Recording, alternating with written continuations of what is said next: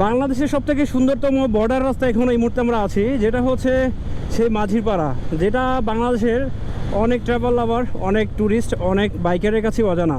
আর আমরা এখন বর্তমানে সেখানেই আছি, জায়গার নাম হচ্ছে মাঝিরপাড়া। সো মাঝিরপাড়া সেই জায়গাটার বর্ডার রাস্তাগুলো দেখতে পাচ্ছেন ভাই, পুরো আমেজিং। আপনি মানে একটাবারের জন্য মনে হবে না যে এটা বাংলাদেশের রাস্তা।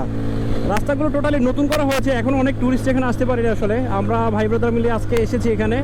আর রাস্তার যে মাইল ফলকগুলো যেগুলো থাকে, যেগুলো কিলোমিটার লেখা থাকে, সেখানে কিন্তু আপনার এখন পর্যন্ত মাইল ফলকগুলো লেখা হয়নি। দ্যাটস মিন বোঝাই যাচ্ছে যে বাংলাদেশের মধ্যে অন্যতম সুন্দর এবং পাহাড়ি রাস্তা হতে যাচ্ছে এই বর্ডার রাস্তাটি।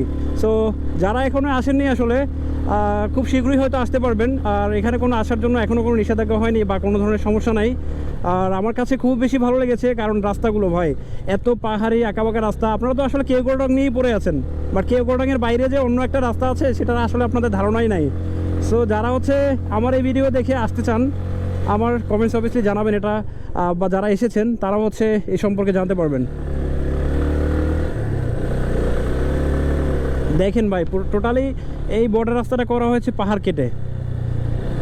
তো মানে রাস্তাগুলো মানে অনেক বেশি দিন হয়নি আসলে করা হয়েছে, রিসেন্টলি রাস্তাগুলো করা হয়েছে। আমরা অলমোস্ট হচ্ছে আচ্ছা, এখানের এই রাস্তাটার একটা বিশেষত হচ্ছে যারা সাজেকে আসেন, সাজেকে যে বিকল্প একটা পথে আসা যায় উদয়পুরের রাস্তা দিয়ে, যেটা কিন্তু আমরা অনেকেই দেখেছি বা শুনেছি। সো এটাই হচ্ছে সেই রাস্তা, বিকল্প রাস্তা দিয়ে সাজেকে যাওয়া যাবে।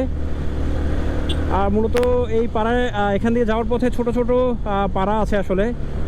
তো পাড়াগুলোতে বিভিন্ন পাহাড়িদের বসবাস। এই যে দেখতে পাচ্ছেন মাইল ফলক, এখানে কিন্তু এখন পর্যন্ত কোনো কিলোমিটার্স লেখা হয় নাই, কারণ হচ্ছে এই রাস্তাটা একেবারে টোটালি নতুন। সো বাংলাদেশের মধ্যে আমি মোটামুটি এখন পর্যন্ত যতগুলো রাস্তা ঘুরেছি, সব থেকে আমার পছন্দের লিস্টে আমি এই রাস্তাটা কি রাখবো।